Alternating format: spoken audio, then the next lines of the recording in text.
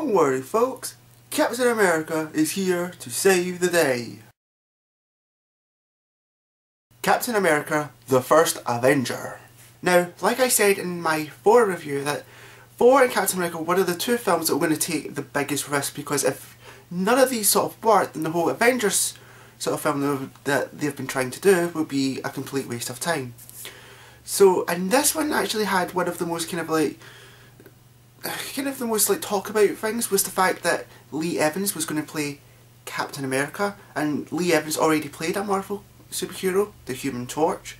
So people were kind of wondering, is this going to be good or not? And is it? Let's find out. The story begins in 1940. I think it's 41. Am I right? This is during World War II. Our protagonist, young Captain America, I think he's Stephen Rogers.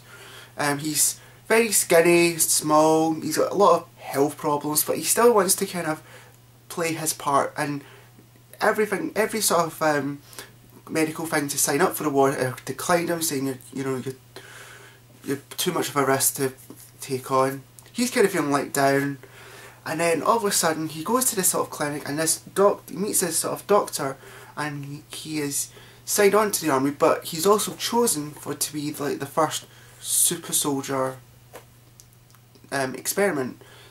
So upon doing so, he takes it, and then he becomes sort of big, and he becomes bigger, but no health problems whatsoever. But a wee little thing sort of happens. The professor ends up dying, the research is kind of destroyed. So the life of what him to do, he becomes kind of this sort of he becomes kind of a propaganda piece. And while he was on sort of tour in one of the sort of army camps, he realises that his brother's been kidnapped and stuff, because his brother was also in the army. And then he realised there's such a bigger threat going on with the Red Skull, and it's all a case of trying to stop him. So it's not too bad. Okay, what's good about this film? Well, let's start off with Lee Evans. Lee Evans gives a very convincing performance as Captain America.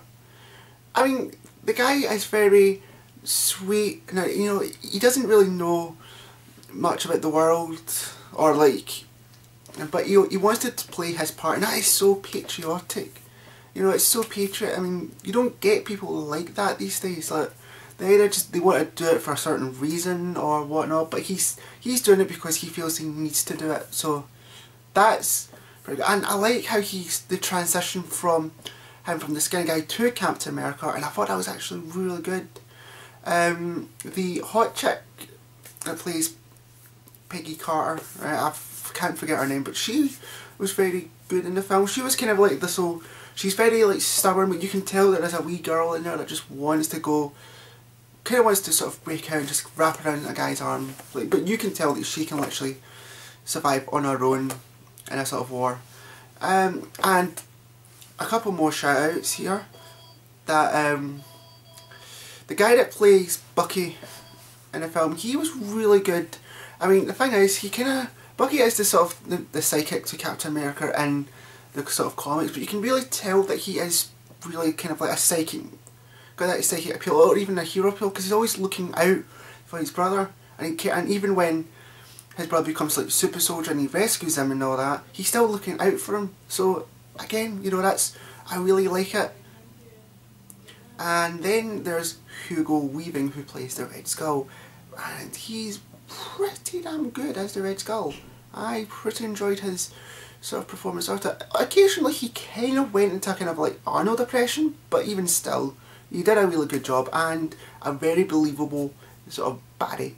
But the one thing I like though is the transition, as I was saying, because if you remember, or if you don't even know, Captain America was originally just a propaganda piece to kind of entice the Americans during the World War II. So after the war ended, they didn't know what to do with him. So they had this whole sort of story so Stanley kind of revived him and all that. But I like how they kind of stuck with it, because even though that once the experiment kind of done, they're kind of sitting out there, right, what do we do? and you think, right, well, he's a super soldier, get him out there. It's like, nah, we don't sort of trust him.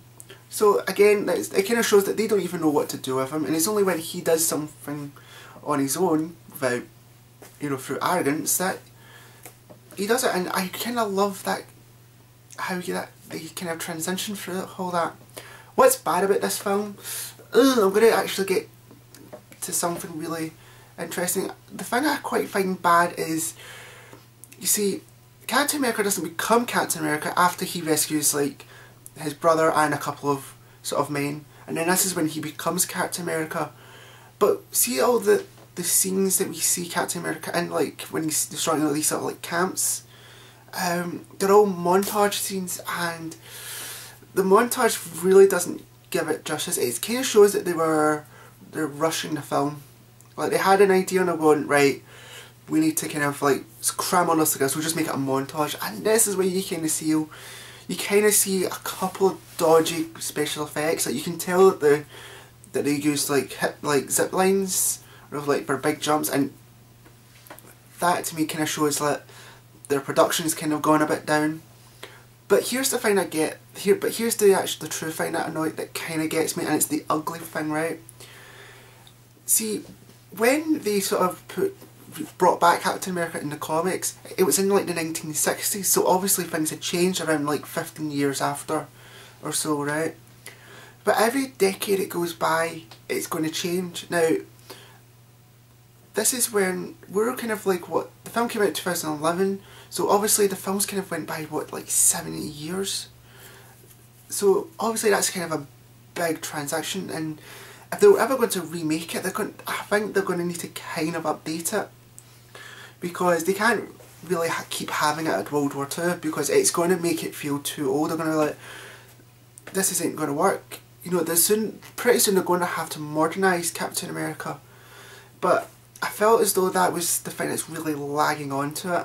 And the film is kind of a bit long, but it feels like it needs to be long, but it kind of does drag in a kind of a wee bit. Now for the score. I'm going to give this the...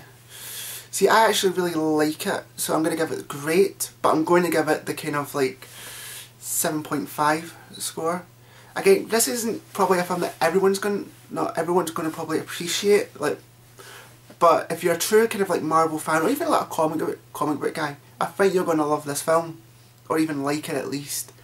So, and that's all the Avengers sort of prelude films done. So hopefully next week I will be reviewing the Avengers. Stay tuned for that one. Until meanwhile, I will see you guys next time.